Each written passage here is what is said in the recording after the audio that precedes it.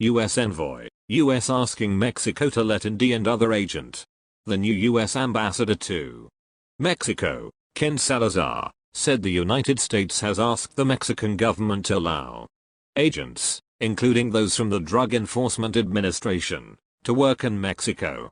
The 9th of October, 2021, Mexico City. The new U.S. ambassador to Mexico, Ken Salazar, said Saturday the United States has asked the Mexican government to allow agents, including those from the Drug Enforcement Administration, to work in Mexico.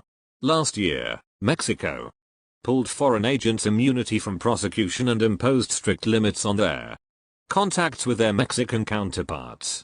Analysts say that inevitably affects the DEA's ability to do intelligence gathering on Mexican drug cartels.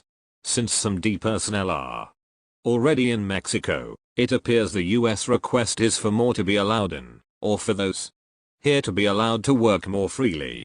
The United States has been inundated by fentanyl that is largely produced in Mexico using precursor chemicals from China. Salazar said Mexico has committed to fighting drug cartels under the new bilateral bicentennial framework for security announced Friday to replace the Merida Initiative. We are going to have cooperation from the Mexican government. That was what was agreed upon yesterday, to make sure that law enforcement resources that we have functioning here in conjunction with Mexican law enforcement authorities have the ability to do so, Salazar said in his first press conference since he arrived in Mexico City in September.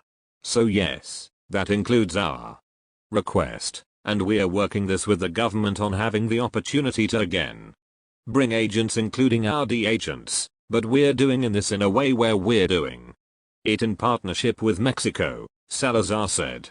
Salazar also spoke about the need for a regional response to another major US concern, the tens of thousands of migrants, many from Haiti, who are either in Mexico or heading there from South America. Last month, thousands of Haitian migrants crossed the Rio Grande and set up an encampment under a bridge in Del Rio, Texas. It is a very significant issue for both countries. It is a very significant issue for the Western Hemisphere, Salazar said. Secretary Antony Blinken is very committed to working on developing a regional solution, and it has to be one that is led both by the United States and Mexico. That was an apparent reference to the fact that many Haitian immigrants already had asylum or refugee status in countries like Brazil or Chile before setting out this summer for the United States. Mexico, for its part, has begun flying some Haitians home on repatriation flights to Port-au-Prince. Salazar called the new bicentennial framework a milestone, and said it marked a new era of partnership. The Merida Initiative, in its early years, focused largely on US donations of law enforcement equipment, including aircraft. The bicentennial agreement is expected to focus more on economic development. The name is a reference to the 200th anniversary of Mexico's independence and relations with the United States.